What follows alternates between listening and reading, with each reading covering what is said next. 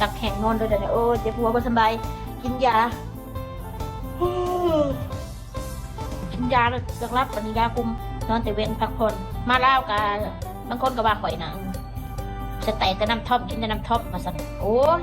หมูนั่งน้ำกับกินน้ำเขาเนี่ยอะไรดังจอก2 จอกคนมันจะมานั่งกินในบัดคืนสอดแยกมันก็นั่งว่าวนั่งร่วมกันนั่งเล่นน้ำกันเนาะบางคนมาอยากนอนกินกาแฟมันก็ดีมันนอนเด็กปัดในตื่นนอนเด็กแล้วก็พักผ่อนมาเพียงพอมันก็เลยถือกินไข่พ้นมาตกแน่ค่ะน้ำท่อมเขาก็กินปกติแต่พี่น้องคนที่มานั่งกิน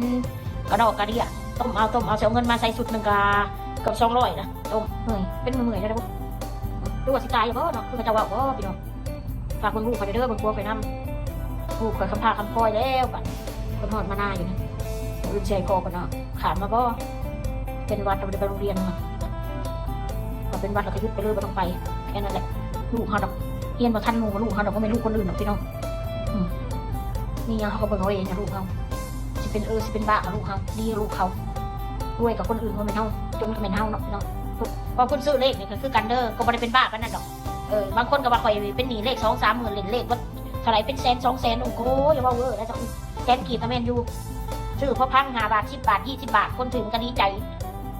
เมื่อนางเอาเป็นเอาตายไปนั่นเราเป็นว่าอะไรก็คือเขาเล่นเลขจนเงินเบิดคำเบิดเงินเบิดซานเบิดทีเบิดนั่นเบิดนี่บอกไปตัวทีทอดแดงไปเรื่องย่างมันก็มีแนวบนนั้นมันต้องเบิดคนเอามันถึงข้าวเสียขอเสียเข็นสร้างมาทำประเดี๋ยวซีเรียสเอาไปเนาะเบิดกับเบิดไปมันมีก็อยู่หมดไม่เม็ดแค่นั้นแหละตะกี้เขาบ่มียังเขาไปให้อยู่ได้